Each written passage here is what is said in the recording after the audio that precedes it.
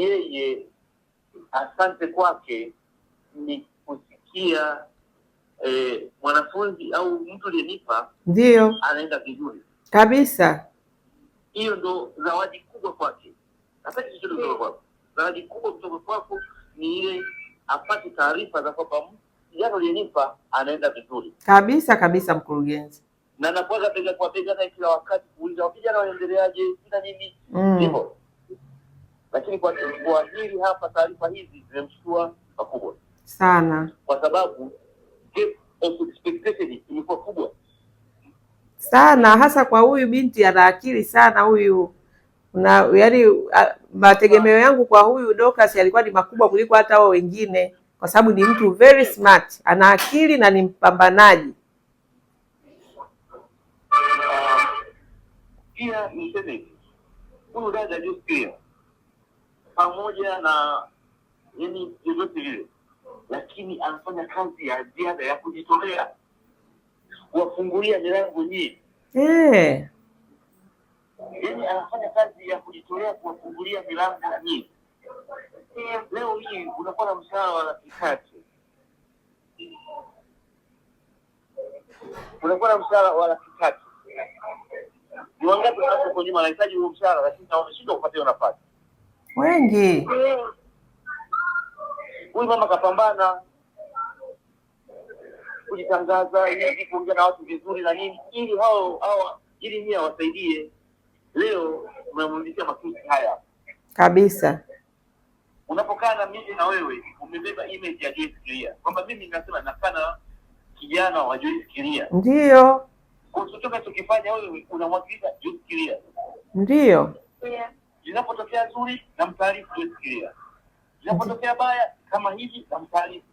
Ndio. So hebu mchukue yani mtaminishe vizuri jinsi aliyowabeba huyu dada. Kwa kweli na wao wabebeke. Anapofungulia milango sio kwa maisha yake, ni ya kwao, ni ya kwenu nyie. Mnapokuwa mmeenda makazini, mmembeba Joyce Kiria yuko mbele hivi kwenye bango hivi.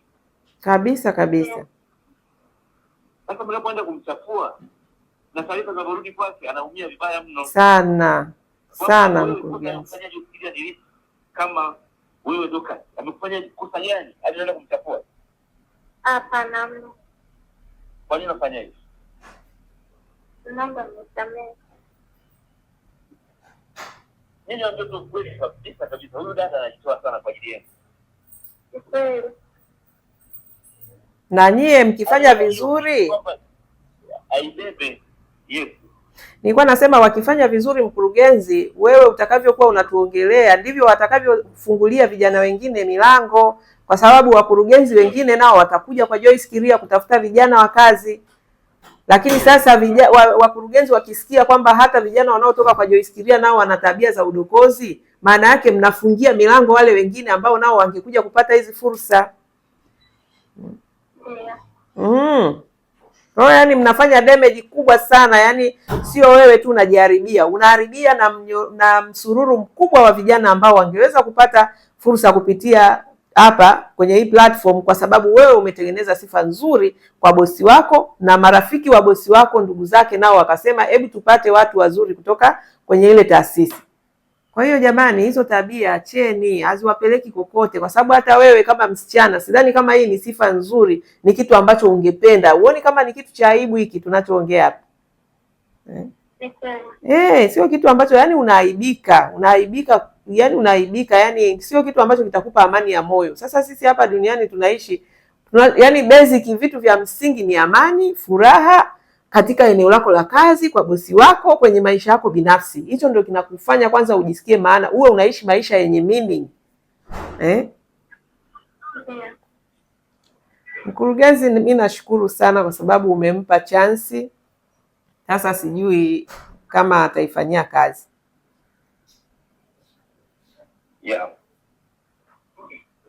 Basi mimi nikushukuru kwa hayo aliyosema kwa huyu jana yako. Ndiyo mkurugenzi. Naamini Dorcas anaelewa hali ya juu sana. Hali ya juu. Amechukua tayari. na kile ambacho wanaona kama nani atakuwa kama hajachukua basi yeye mwenyewe, lakini naamini yeye vile vyote tulizoongea ni majini matupu amechukua kabisa mkurugenzi. Na mimi nimwambie Dorcas, kuna situation zinatokea kwa sababu ya mafundisho, yaani unatakiwa ulihitaji ujifunze kwa njia hii. Kwa hiyo utakapoamua kujifunza na kurekebisha, bado nasema wewe una potential kubwa sana ya kufika mbali, kwa sababu tayari ni dada ambaye una akili sana. Sasa hizo akili ziambatane na maadili, maadili yawe mbele maadili yawe mbele ya kazi. Yaani ule uwezo wako wa kazi unaosifiwa, basi maadili ndio yawe mbele yake. Lakini ukiwa na umetanguliza uwezo afu hakuna maadili, narudia kusema utashindwa kufanikiwa kwenye haya maisha. Haya mkurugenzi, mimi nakushukuru sana. Yaani Mungu akubariki kwa sababu Mungu akubariki sana kwa sababu umekuwa ni mlezi na mzazi. Yaani hicho ndio kikubwa ambacho umenigusa nacho kwa kweli, kwa sababu mwingine yani saa hizi tuko mbali sana, yaani ni mapolisi ni wapi, lakini wewe umeamua kuchukua role ya uzazi na ulezi. Mungu akubariki kwa hilo. Asante sana.